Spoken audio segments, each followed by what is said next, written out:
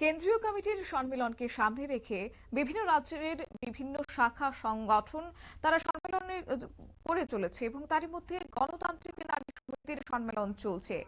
ত্রিপুরা রাজ্য বিভিন্ন অঞ্চলে চলছে সম্মেলন এবং অঞ্চল সম্মেলন।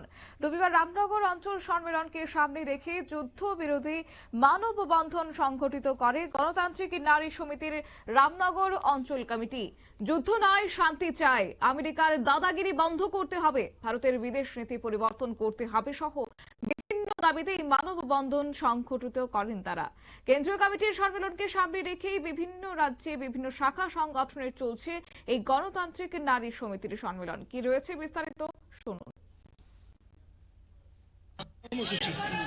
আমাদের গোটা রাজ্য জুড়ে সারা ভারত গণতান্ত্রিক নারী সমিতি সম্মেলন প্রক্রিয়া চলছে। তারই অঙ্গ হিসেবে আমরা আমাদের সদর মহকুমায় 91টা ইউনিট সম্মেলন ইতিমধ্যে শেষ করে অলরেডি আজকে 9টা অঞ্চল সম্মেলন হবে আজকে নিয়ে। এই অঞ্চল সম্মেলনকে সামনে রেখে বিভিন্ন জায়গায় বিভিন্ন কর্মসূচি আমরা গ্রহণ করেছি।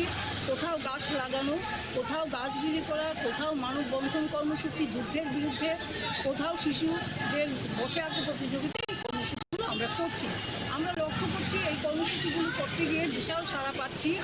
এখন যে সময়োপযোগী যে কর্মসূচি সেটা হচ্ছে যুদ্ধ।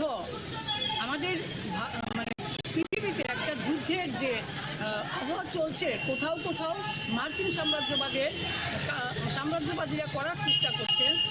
সেই জায়গায় দাঁড়িয়ে আমরা বলবো শান্তিকামী মানুষ যারা আছেন ওনারা যুদ্ধের বিরুদ্ধে এগিয়ে আসুন। কারণ যুদ্ধ বেকারত্ব সৃষ্টি করে, যুদ্ধ মানুষের কোনো উন্নয়ন করতে পারে না, যুদ্ধ মানুষের খাদ্য জোগাড় করতে পারে না। এই যুদ্ধের বিরুদ্ধে আমাদের লড়াইকে আরো বেশি তীব্র করবার জন্যে আমরা সকল অংশের মানুষের কাছে বিনীতভাবে আবেদন করব। তার জন্য আমরা মানববন্ধন কর্মসূচি করছি। আপনারা শুনলেন গণতান্ত্রিক নারী সমিতির সদস্যদের বক্তব্য, অর্থাৎ যুদ্ধের বিরুদ্ধে এবারে শান্তির বার্তা তুলে ধরতে গণতান্ত্রিক নারী সমিতির অঞ্চল সম্মেলন চলছে এবং আজকের এই অঞ্চল সম্মেলন রামনগর অঞ্চল সম্মেলনকে ঘিরেই তারা মানববন্ধন কর্মসূচি হাত দিয়েছে এবং সেই নিয়েই এবার রীতিমতো স্লোগান তুলেছেন, যুদ্ধ নয়, শান্তি চাই। নিয়ে নিশ্চিত একটি বিজ্ঞাপন বিরতির সঙ্গে থাকুন।